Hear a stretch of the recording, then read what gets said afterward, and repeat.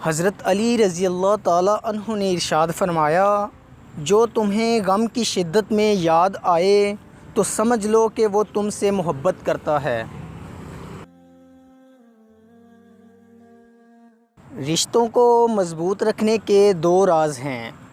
جب آپ غلط ہوں تو اپنی غلطی تسلیم کریں، اور جب آپ صحیح ہوں تو صرف خاموشی اختیار کریں۔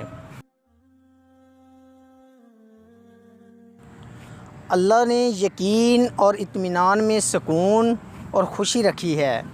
جو بے یقینی اور بے اطمینانی کا شکار ہوگا وہ دکھی اور غمزدہ ہوگا۔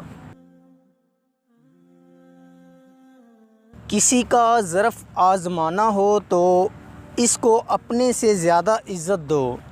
اگر اعلیٰ ظرف ہوگا تو تمہیں عزت دے گا، اگر کم ظرف ہوگا تو خود کو اعلیٰ سمجھے گا۔ اگر محبت ان سے نہ ملے جن سے آپ پیار کرتے ہو تو پھر محبت ان کو ضرور دینا جو آپ سے پیار کرتے ہیں۔ اللہ کے نزدیک سب سے زیادہ گناہ گار چیز جھوٹ بولنے والی زبان ہے۔ نادان لوگ دولت کے لیے دل کا سکون گنوا دیتے ہیں، اور دانشمند لوگ دل کے سکون کے لیے دولت لٹا دیتے ہیں۔ دنیا کا سب سے مشکل کام اپنی اصلاح کرنا اور سب سے آسان کام دوسروں پر تنقید کرنا ہے۔ مومن کا سب سے اچھا عمل یہ ہے کہ وہ دوسروں کی غلطیوں کو نظر انداز کر دے۔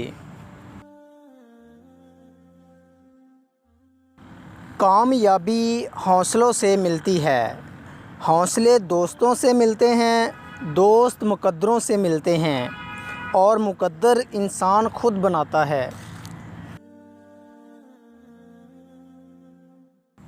عقل مند اگر خاموش رہے تو قدرت الہی میں فکر کرتا ہے، اور جب نظر اٹھا کر دیکھے تو عبرت حاصل کرتا ہے۔